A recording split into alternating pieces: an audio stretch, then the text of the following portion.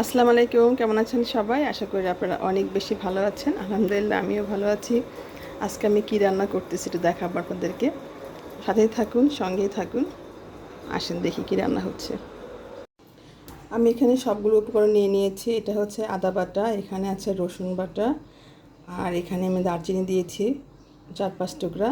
আর মশলাটা আমি এখানে বেটে নিয়েছিলাম। এই যে আমার বাটা মশলাগুলো এখানে আছে গোলমরিচ, লং, তারপরে আছে জৈত্রিক, এরপরে আছে এলাচ, গোলমরিচ, এগুলো একসাথে বেটে নিয়েছি। আর এখানে দিয়েছি হলুদের গুঁড়া 1 চা চামচ, আর এখানে দিয়েছি মরিচের গুঁড়া 1 চা চামচ, একটু পরিমাণ বেশি আছে। আর এখানে আছে রসুন বাটা, লবণ দিয়েছি পরিমাণ মতো। আর এখানে আছে ধনিয়ার গুঁড়া আর জিরার গুঁড়া, আর পেঁয়াজ দিয়েছি পরিমাণ মতো। এখন আমি এখানে তেল দিয়ে দিব। তেলটা দিয়েছি পরিমাণ মতো। আপনারা যদি মনে করেন বেশি তেল দিতে পারেন, সমস্যা নেই। তো আমি এগুলো সবগুলো উপকরণ দেওয়ার পরে এখন এগুলোটাকে মাখিয়ে নেব।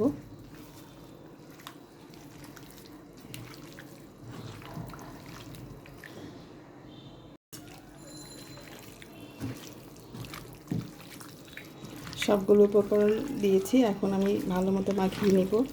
মাখিয়ে কিছুক্ষণ রেখে দেবো, আধা ঘন্টার মতো। তারপরে আমি এটাকে চুলায় বসাবো। আর একটু ব্যথা পেয়েছি।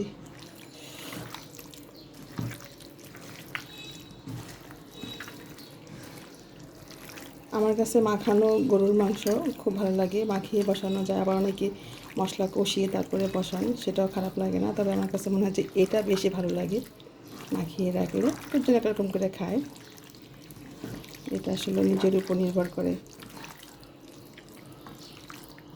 আমি এখানে পেঁয়াজ একটু কম দিয়েছি, কারণ আমি পরে আবার পেঁয়াজ বেরেস্তা করে নামানোর আগে দিয়ে নেব।